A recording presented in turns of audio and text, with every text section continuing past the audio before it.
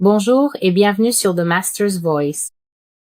Je suis Célestial et vous êtes les bienvenus sur cette chaîne. Merci d'être revenus. Aujourd'hui, j'ai 2 prophéties à partager. Elles ont été publiées sur le blog, je crois, au cours des 2 derniers jours, ou en fait toutes les 2 le même jour, c'est-à-dire hier. Avant d'aller plus loin dans la vidéo, veuillez vérifier les paramètres. Vous pouvez soit regarder en bas sur YouTube, il y a une petite roue dentée, soit regarder dans le menu à 3 points en haut. Si la vidéo est floue, veuillez la mettre en 720p ou 1080sp. Et si la vidéo continue et que vous remarquez qu'elle redevient floue, sachez, du moins d'après ce que j'ai récemment découvert, que YouTube réduit automatiquement la bande passante allouée à la vidéo, donc il la remet en 360 ou 480. Et c'est pour cela que la vidéo peut être nette à un moment puis devenir floue ensuite. Donc si vous rencontrez ce problème, il faudra simplement continuer à vérifier en haut ou en bas pour s'assurer que la qualité de la vidéo n'est pas automatiquement réduite, car il m'arrive parfois que des gens me disent que la vidéo paraît floue. Mais sachez que je l'ai enregistrée dans la meilleure qualité possible. Donc, j'ai donné les prophéties, j'ai parcouru ce que j'appelle tout simplement la série de la guerre, en passant en revue les très très nombreuses prophéties sur The Master's Voice. Vous pouvez trouver cela dans le lien ci-dessous. Toutes les informations se trouvent dans le lien ci-dessous. Je vous recommande donc de mettre la vidéo en pause juste un instant et de toujours lire la boîte de description afin de savoir de quoi parle chaque vidéo. Vous pouvez donc trouver les prophéties de guerre à venir et de destruction pour les États-Unis sur The-Master's Voice. Mais aujourd'hui, à la demande du Seigneur, j'apporte 2 vidéos différentes ou 2 paroles différentes. Et ce sont les paroles récentes que j'ai publiées. Je dirais simplement, vous savez, je dirais simplement que c'est en quelque sorte un écart par rapport à la série sur la guerre. Et je voudrais aussi préciser ce que je ressens. Je précise toujours sur le blog que je ne reçois pas souvent de prophéties politiques. C'est en partie le cas. La réalité, c'est que j'en reçois, mais comme je crois que c'est le Seigneur qui me parle personnellement, je ne les publie pas. Et à moins qu'il ne me dise de les publier, je ne les publie pas. Donc, je voulais simplement être claire et bien comprise, car j'ai dit de nombreuses fois sur le blog que lorsque j'écris et que le Saint-Esprit brûle dans mon cœur, et même le Seigneur l'a répété dans les prophéties que je vais lire aujourd'hui. J'ai dit de nombreuses fois sur le blog que je pense que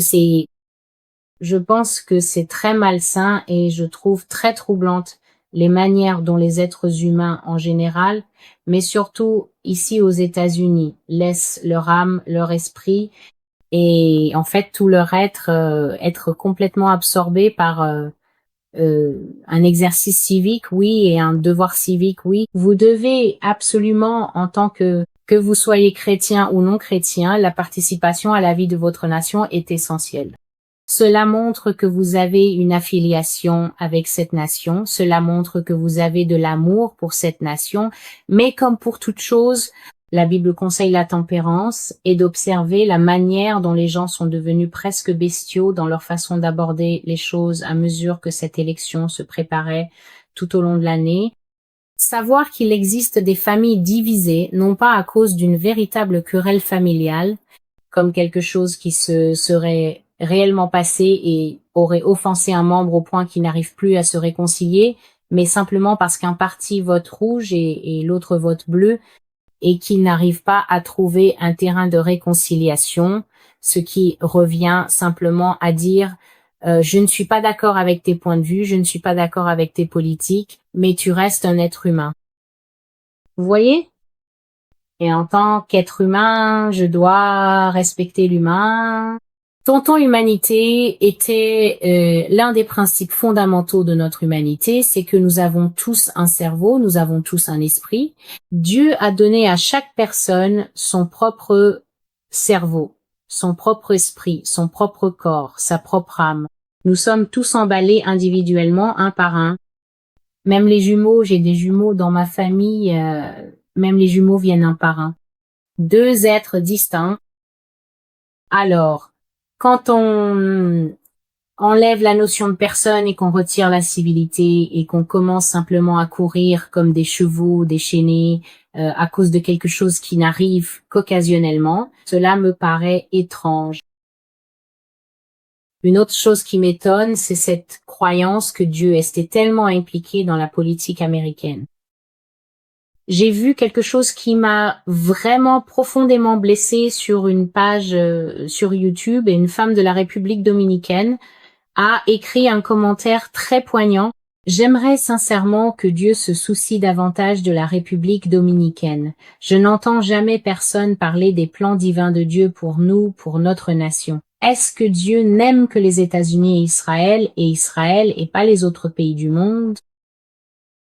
Et cela m'a vraiment blessé le cœur parce qu'elle posait la question alors que quelqu'un prétendait donner une chronologie prophétique et une carte complète d'aujourd'hui jusqu'en 2025, et je ferai aucun commentaire à ce sujet. La prophétie que j'ai à lire parlera d'elle-même. Mais cette femme était troublée et elle demandait « Est-ce que moi aussi, en tant que personne, je peux recevoir cette prophétie ?» Parce qu'apparemment, la prophétie était tellement bonne et tellement onctueuse. Donc, elle demandait « Est-ce que moi aussi, je peux recevoir cette prophétie ?» Je vis en République dominicaine, mais Dieu ne parle jamais de la République dominicaine. Dieu ne parle que de l'Amérique. Et c'est une croyance très répandue. Je l'ai déjà dit dans mes vidéos, il y a plus de 200 nations souveraines dans ce monde. Je ne comprends pas cette mentalité qui pousse tant d'entre nous à penser que si Dieu ne parle pas de l'Amérique, alors il ne parle pas du tout. Oui, cette chaîne est consacrée aux États-Unis parce que c'est la mission que Dieu m'a confiée.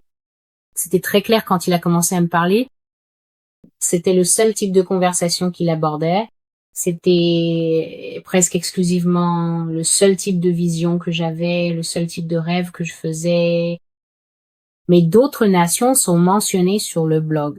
Est-ce que Dieu se soucie de toutes les nations? Il se soucie de tous les peuples. Dieu n'est pas exclusiviste. Dieu ne prépare pas un enlèvement réservé aux États-Unis. Il ne prépare pas une délivrance pour les États-Unis, ni un réveil centré sur les États-Unis. En fait, pour quelqu'un qui est le roi de tout, Dieu est étonnamment non élitiste, ce qui veut dire qu'il aime tout le monde, partout, tout le temps. Même les méchants. Donc je vais partager ces prophéties. Je ne les partage pas sous la contrainte. Je les partage pour la même raison que je partage toutes les autres prophéties. Je l'ai reçu et le Seigneur y a attaché une sorte d'urgence. Alors allons-y et regardons la première. En réalité, c'était la deuxième, mais la façon dont il m'a demandé de les publier était de mettre la deuxième en premier et la première en second. Nous allons donc commencer par examiner la deuxième publication qui s'intitule « Petit feu ». Cette prophétie a été reçue le 20 et 1 novembre 2020 et le verset principal est le suivant. « Voici, vous tous qui allumez un feu, qui vous entourez d'étincelles, marchez à la lumière de votre feu et des étincelles que vous avez allumées. Mais voici ce que vous recevrez de ma main. Vous vous coucherez dans la douleur. » J'ai donc pris la version de la Bible amplifiée qui dit « Écoutez attentivement, vous tous qui allumez un feu, qui élaborez vos propres plans de salut faits de main d'homme, vous vous entourez de torches et vous marchez la lumière de vos feux fabriqués par vous-même et parmi les torches que vous avez allumées. Mais voici ce que vous recevrez de ma main, vous vous coucherez dans un lieu de tourment. » Et donc, la vision contenue dans cette prophétie était assez courte. Je pense que l'essentiel de cette prophétie résidait davantage dans ce que le Seigneur disait. Donc, très tôt le matin du 20 et 1 novembre, c'est, à dire hier, le sabbat, samedi, le Seigneur m'a réveillé et il a dit que l'Amérique est dans sa chute. Et la chute signifie la mort, cela veut dire ta fin. Il dit l'Amérique est dans sa chute, l'Amérique est dans le temps de sa rétribution et ses jugements ne seront plus retenus. Lève-toi et lis Ézéchiel 13. Alors je me suis réveillée, je me suis assise et j'ai lu Ézéchiel 13. Et Ézéchiel 13 contient essentiellement une seule accusation principale, et cette accusation vise la fausse prophétie et les faux prophètes. Donc, ce que Dieu disait essentiellement, c'est que tous ceux qui apportent une parole, et en particulier, il a dit tous ceux qui disent ainsi par le Seigneur, ce qui, comme nous le savons, est le sceau catégorique de la prophétie. Quand tu dis ainsi parle le Seigneur, tu déclares absolument que j'atteste que le Seigneur Jésus-Christ, qui est l'esprit de prophétie qui agit à travers tous les vrais prophètes, le Seigneur Jésus-Christ m'a dit ceci. Le Seigneur Jésus-Christ m'a montré cela. C'est une affirmation très catégorique. On pourrait presque dire que c'est le sceau, l'anneau, la bague sigillaire d'un roi. Lorsque tu ajoutes cela aux paroles que tu prononces, tu attestes absolument que c'est le Seigneur Jésus-Christ qui t'a dit et montré ces choses. Non seulement cela, mais il t'a aussi ordonné de les proclamer publiquement. C'est pourquoi je partage qu'il y a beaucoup de choses que le Seigneur me dit, mais je peux sentir dans mon esprit que celles-ci sont célestes. Pour information, il s'agit simplement de l'acte de partager avec quelqu'un d'autre, d'un homme avec son ami, mais il y a des moments où certaines choses arrivent, comme la prophétie du sang à boire. Je continue de le dire, si vous êtes nouveau sur cette chaîne, si vous n'avez jamais vu ces vidéos, s'il vous plaît, la prophétie la plus importante que le Seigneur m'ait jamais donnée est celle intitulée sur le blog du sang à boire. Veuillez lire cette parole prophétique, s'il vous plaît, partagez-la, car elle contient des éléments importants concernant notre vie quotidienne ici aux États-Unis que nous ne connaissions pas. C'est une prophétie explicite, s'il vous plaît, n'essayez pas de la partager avec vos jeunes enfants, peu importe à quel point ils sont passionnés ou fervents chrétiens. Cette prophétie n'est pas destinée aux jeunes enfants.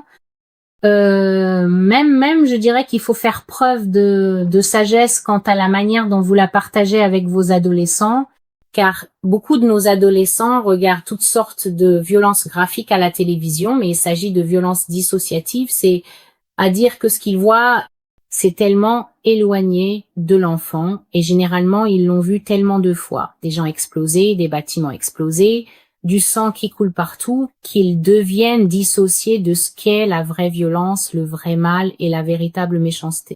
Donc c'est juste une mise en garde. Ne partagez pas cette prophétie avec des personnes extrêmement nerveuses ou âgées, ni avec de jeunes enfants. Partagez-la avec discernement, je dirais, mais elle contient des informations que nous, en tant que personnes vivant à l'époque moderne, dans cette nation, devrions connaître pour comprendre pourquoi Dieu est si en colère contre les États-Unis. Pour revenir aux faux prophètes dont le Seigneur parlait dans Ézéchiel 13, je pense qu'il vaudrait mieux que je lise les versets parce que je sais que j'inclus toujours les Écritures, mais je ne suis pas sûre que beaucoup de gens prennent réellement le temps de retourner lire ce que Dieu dit. Et je recommande vraiment que lorsque vous voyez des versets ou des passages, parfois j'utilise des passages entiers dans ces vidéos et sur le blog, cela aide vraiment d'aller les lire parce que vous comprendrez mieux ce qui est dit. Donc, le Seigneur, voici Ézéchiel 13. Je vais paraphraser et avancer aussi vite que possible pour que la vidéo ne soit pas trop longue. La parole de Dieu m'est venue et a dit, « Fils de l'homme, prophétise contre ces prophètes d'Israël qui prophétisent, et dis à ceux qui prophétisent selon leur propre cœur. Écoutez la parole du Seigneur. Voilà ce que Dieu ne veut pas. Dieu ne veut pas que l'homme prenne les vaines imaginations de son propre cœur. Qu'est-ce qu'une vaine imagination? Cela signifie, en gros, quelque chose que tu as inventé, c'est quelque chose qui vient essentiellement de ton imagination. Ce n'est pas réel, ce n'est pas vrai. Dieu ne te l'a jamais montré. Tu n'as jamais rêvé, tu n'as jamais eu la vision. Dieu ne t'a pas adressé un mot, mais tu t'es réveillé et tu as fait remonter ces choses de la marmite de ton propre cœur, puis tu les as prononcées, tu les as estampillées, et tu as dit, voici la parole de Dieu. Voici ce que dit Dieu, malheur à ces prophètes insensés qui suivent leur propre esprit alors qu'ils n'ont rien vu. Ô Israël, tes prophètes sont comme des renards dans le désert, ce qui signifie qu'ils sont rusés et insaisissables. Vous n'êtes pas montés pour réparer les brèches dans le mur afin que la maison d'Israël puisse tenir dans la bataille au jour du Seigneur. Donc ce que Dieu dit, c'est que la véritable prophétie comble les lacunes dans la compréhension humaine. La véritable prophétie mettra toujours en lumière les endroits où tu n'agis pas avec intégrité, pas seulement l'intégrité personnelle, comme es-tu honnête? Marches-tu dans la justice du Christ Jésus à laquelle nous sommes tous appelés? L'intégrité signifie aussi la plénitude. Il y a donc beaucoup d'entre nous dans le corps du Christ qui ne possèdent pas cette plénitude intérieure. Nous avons d'énormes zones béantes, des zones dans notre compréhension, dans la façon dont nous connaissons et comprenons les Écritures, des lacunes dans la manière dont nous appliquons la parole. Et parce que nous n'avons pas d'intégrité à l'intérieur, nos murs, les murs de notre esprit, les murs de notre âme, les murs de notre homme intérieur sont comme des dents écartées. Vous savez, quand il vous manque des dents, c'est comme des dents espacées. Il y a des trous, et c'est par là que l'ennemi s'infiltre. C'est pourquoi tant de chrétiens luttent aujourd'hui. Ils écoutent des personnes qui ne relèvent pas les murs. Ils écoutent des personnes qui ne font qu'effleurer leurs affections. Les gens ont une affection pour certaines choses dans le corps du Christ sur lesquelles je ne vais pas m'étendre, mais même un peu de réflexion vous permettra de savoir quels sont les domaines vraiment populaires dans le christianisme aujourd'hui, les domaines qui garantissent de remplir un auditorium en un rien de temps. Peu importe le prix, quand vous mettez ces domaines sur votre affiche, les gens viendront. Et pourtant, beaucoup de personnes dans ces assemblées ont des failles. Et Dieu dit que ces faux prophètes ne comblent pas les brèches dans le mur et qu'en conséquence, le peuple ne pourra pas tenir le jour du combat. Le Seigneur dit qu'ils imaginent la vanité et la divination mensongère, et pourtant ils disent « Ainsi parle le Seigneur ». Dieu a dit ceci. Je vois cela très souvent, vous savez, et l'Esprit du Seigneur m'a dit, et puis l'Esprit du Seigneur et le Seigneur a dit. Puissions-nous être prudents en ces temps de la fin? Soyons extrêmement prudents, car si vous parlez au nom de Dieu, mes chers frères et sœurs, et que vous ne veillez pas attentivement sur votre âme, vous ne la garderez pas bien longtemps, c'est une certitude absolue.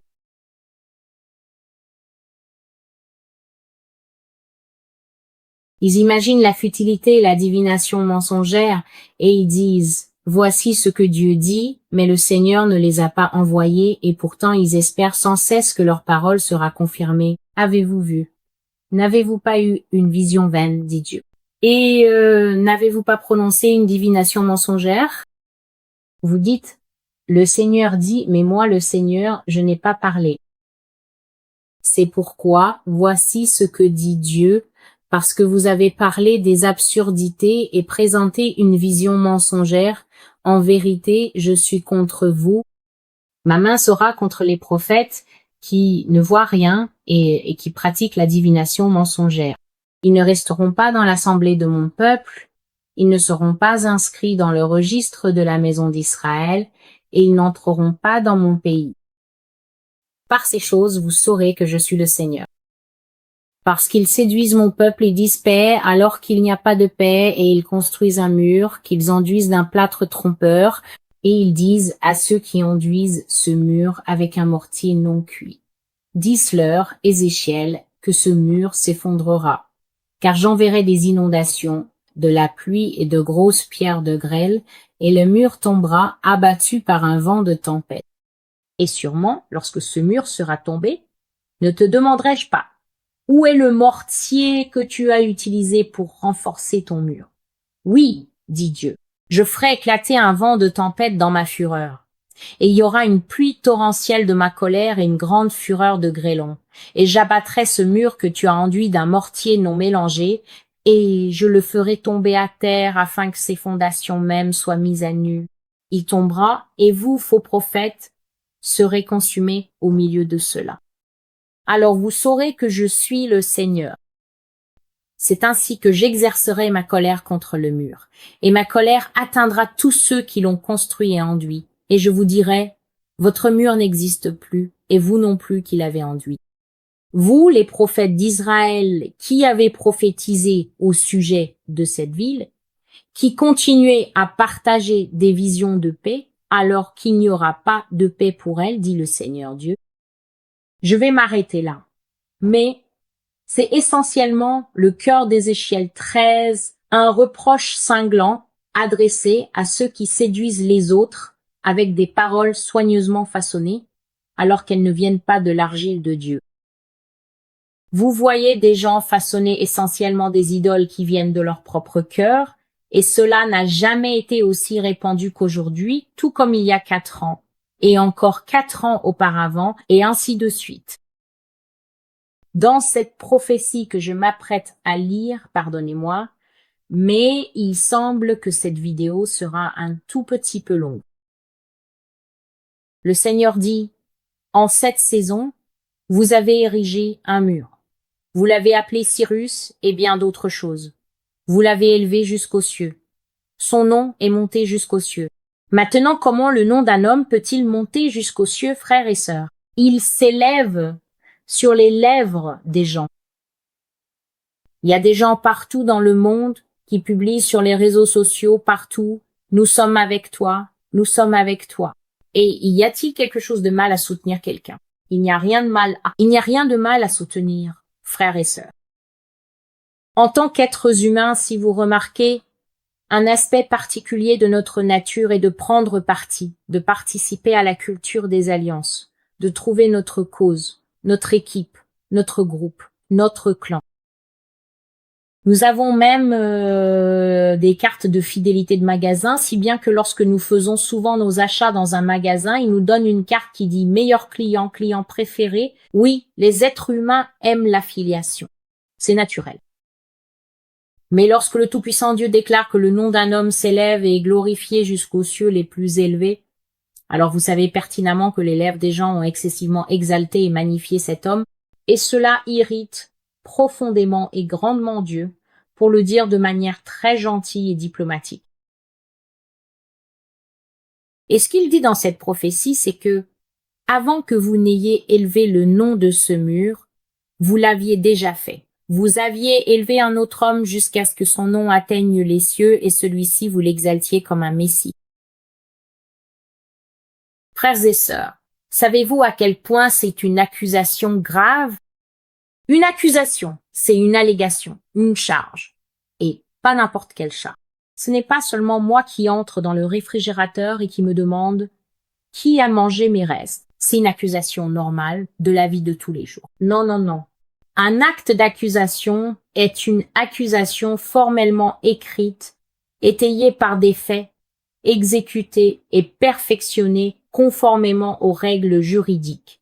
Puis vous la présentez devant un tribunal, vous la faites tamponner, vous la faites autoriser, puis vous la signifiez contre quelqu'un, celui dont le nom est accusé sur ce morceau de papier. Savez-vous ce que cela signifie? Un acte d'accusation. Pour que le Dieu du ciel accuse le peuple de cette nation d'exalter de simples hommes jusqu'à ce que leur nom perce le ciel, et que tout ce que Dieu puisse entendre ne soit pas la traite d'enfants pour laquelle cette nation est connue, ni les meurtres sataniques et rituels, ni l'exploitation sexuelle des hommes, des femmes et des enfants, à travers les médias, la violence domestique, le viol, le lavage de cerveau. Ce ne sont pas les excès du gouvernement. C'est pas l'abus de pouvoir pour lequel cette nation devient de plus en plus connue, pas seulement maintenant, mais tout au long de son histoire récente et moderne. Ce n'est pas cela qui perce le ciel. Ce n'est pas cela qui touche le cœur des gens qui se disent chrétiens dans cette nation. Non. C'est le nom du petit favori du moment. C'est précisément cela que Dieu entend, jour et nuit, sans relâche, tandis que la nation entière dépérit sous le poids de ses péchés, sans aucune repentance et sans le moindre changement. Laissez-moi lire la prophétie. La prophétie s'appelle Petit Feu.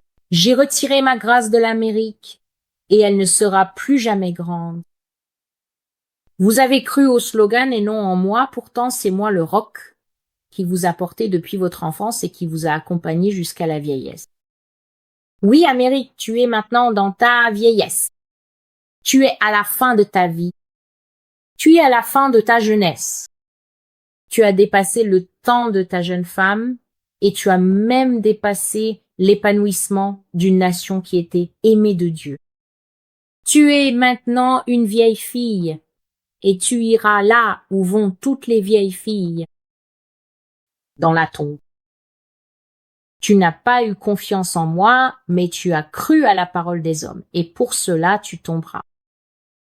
Tu ne te relèveras pas et tu ne seras plus jamais grande. Tu tomberas. Il y a un mur dont parle le prophète Ézéchiel au chapitre 13 de son livre. Dis-leur, cet homme que vous voyez devant vous est ce mur. Or, l'homme que j'ai vu devant moi était le président des États-Unis, le 45 président, l'actuel, l'homme actuellement à la Maison-Blanche, le président Donald Trump. Et je vais décrire davantage ce que j'ai vu dans la vision, mais pour l'instant, j'ai vu le président debout devant moi dans un long manteau noir. Il portait une tenue sombre et je crois une cravate. Elle peut être bordeaux ou rouge, je ne suis pas sûre. Et il me regardait droit dans les yeux avec une expression très abattue sur le visage. Un air vraiment, vraiment sombre. Et il se passait beaucoup de choses en arrière-plan derrière lui et je décrirai cela dans la prochaine vidéo. Le Seigneur a dit, cet homme est l'édifice, ce qui signifie une chose grande, imposante et très puissante, comme un navire ou un immense gratte-ciel. Voilà ce que vous avez élevé devant moi. Vous l'avez élevé jusqu'aux cieux et vous l'avez fait Dieu. Le Seigneur n'a pas utilisé le petit « de blanc. Il a dit, vous l'avez fait Dieu avec un grand « devant moi. Vous avez mis mon nom en lui, vous. Mettre son nom signifie que, c'est le choix de Dieu. C'est l'élu de Dieu. Dieu dit souvent dans la Bible, j'ai mis mon nom à Jérusalem ou j'ai mis mon nom en David, ce qui signifie, moi Dieu, j'approuve cela et je vais jusqu'à y apposer mon nom. Alors Dieu dit, vous avez mis mon nom en lui et ensuite vous avez placé votre confiance en lui. Mais ce mur tombera comme cela est prophétisé dans Ézéchiel 13, et tous les prophètes qui vous ont trompé, vous ont menti, et qui vous ont poussé à placer votre confiance en lui plutôt qu'en moi, tomberont avec lui. Les faux prophètes et leur pouvoir sont grands parmi vous, Amérique. Jézabel accomplit des prodiges au milieu de vous. Vous pouvez vérifier dans le livre de l'Apocalypse, je crois que c'est peut être le 2e, le 3e ou le 4e chapitre où Jésus condamne une église pour avoir laissé s'élever l'esprit de fausses prophéties au milieu d'eux, et il l'appelle l'esprit de Jézabel. Je vous purifierai de leur tromperie par le feu.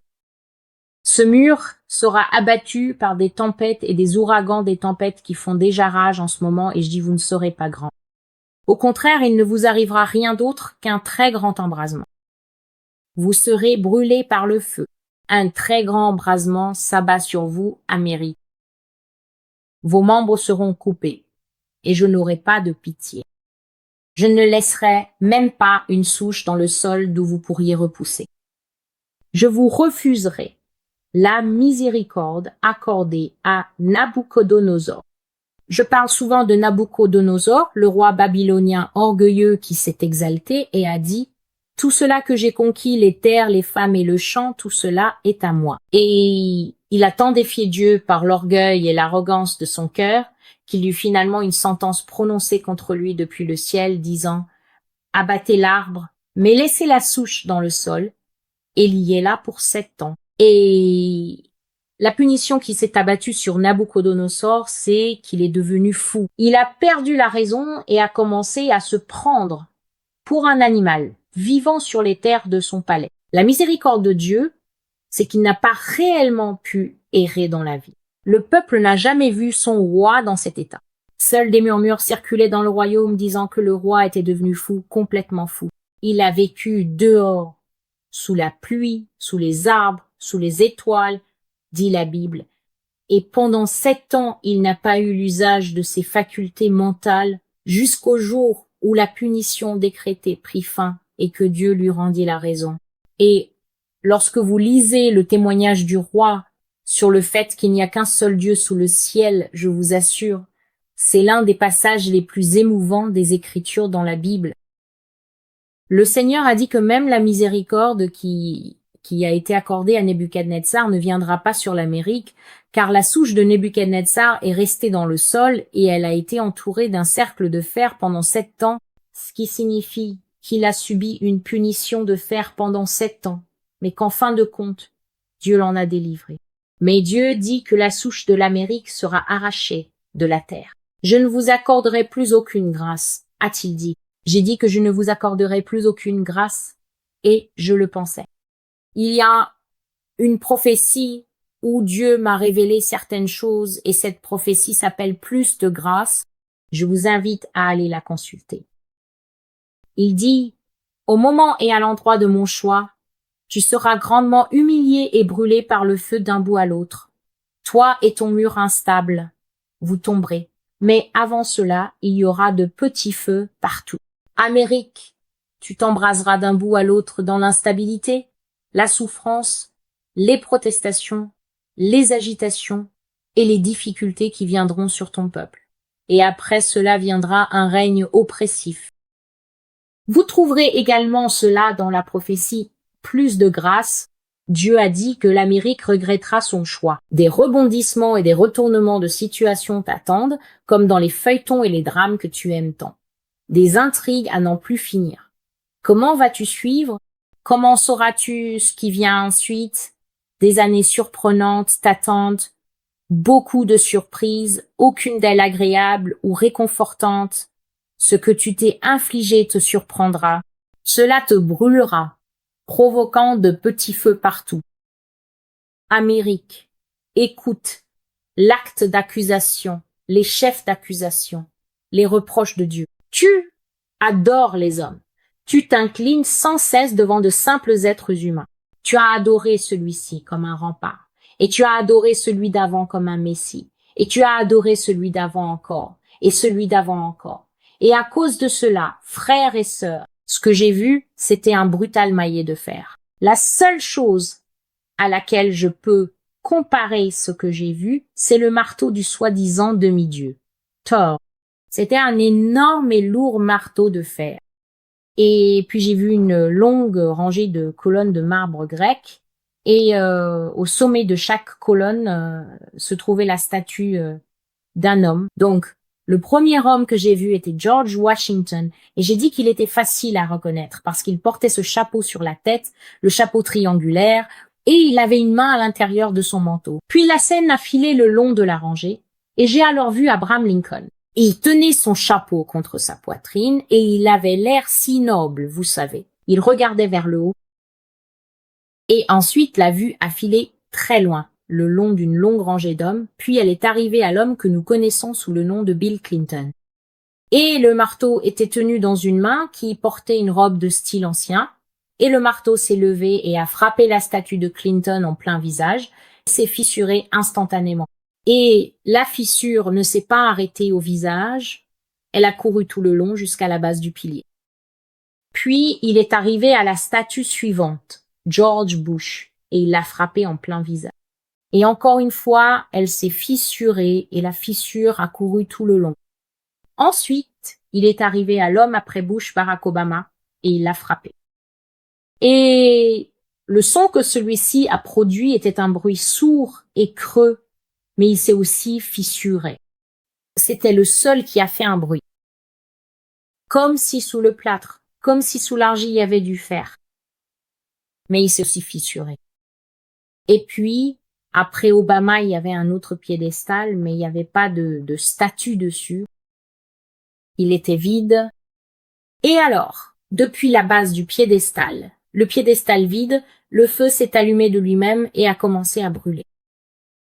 Et c'est la fin de la prophétie petit feu. Quand ce sera un peu plus calme, je reviendrai avec la prochaine vidéo. J'espère pouvoir mettre les deux en ligne aujourd'hui, afin que cette affaire puisse être close. Merci d'avoir visité la voie du Maître. Je suis votre sœur célestiale. Veuillez lire Ézéchiel 13.